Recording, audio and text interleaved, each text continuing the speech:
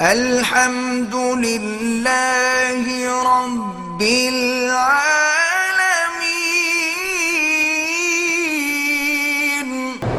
احرام پہننے کے بعد میرے منہ سے گالی نکل گئی، بہرحال استغفار پڑھو اور کچھ نہیں، عمرہ خراب نہیں ہوتا۔ ویسے احرام میں گالی نہیں دینی چاہیے۔ لا رفث ولا فسوق ولا جدال فی الحج، قرآن کا حکم ہے۔ نکل گئی، اللہ معاف کرے۔ حرم میں میری چپل گم ہو گئی، دوسرے کی چپل آپ نہیں پہن سکتے۔ مجھے نہیں پتا بیر روح اور بیر شفا، مجھے پتہ ہی نہیں کہاں ہے۔ تم کیوں ایک ہی چٹھی بار بار لکھتے ہو؟ جن کو پتہ ہو ان سے جا کے پوچھو۔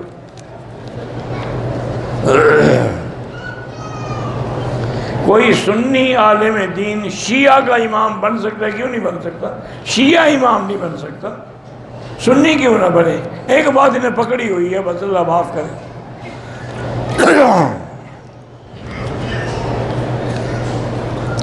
جہاں رشتہ کرنا چاہتا ہوں وہاں روحانی بندش ہے، پیسے دے دو سب کھل جائے گی۔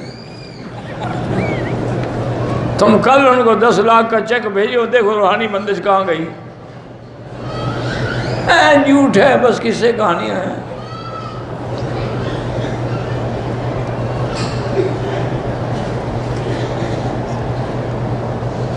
بہرحال کسی مرد یا عورت کی شرمگاہ کو ہاتھ لگانا حرام ہے۔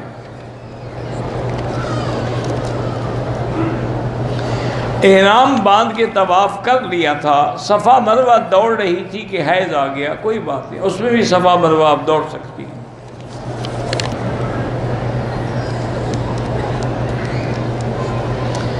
میں بیوہ عورت ہوں، اسکول میں پڑھاتی ہوں، 10 تولے سونا بیٹی کی شادی کے لیے امانتاً کسی کے پاس رکھوا دیا ہے، زکوٰۃ دینی ہوگی، کیونکہ چاہے بیٹی کو بھی دے دیں پھر اس کو دینی ہوگی، کیونکہ 10 تولے جو ہو گیا، 7.25 تولے کے بعد تو زکوٰۃ شروع ہو جاتی ہے۔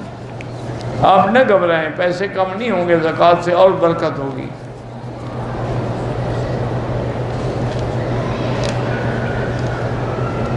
اگر ہم نے نماز میں آخری تشہد میں عبدہ و رسولہ تک پڑھا، آگے نہیں پڑھا تو نماز نہیں ہوئی، یا تو سجدہ صاف کرتے یا دوبارہ نماز پڑھو۔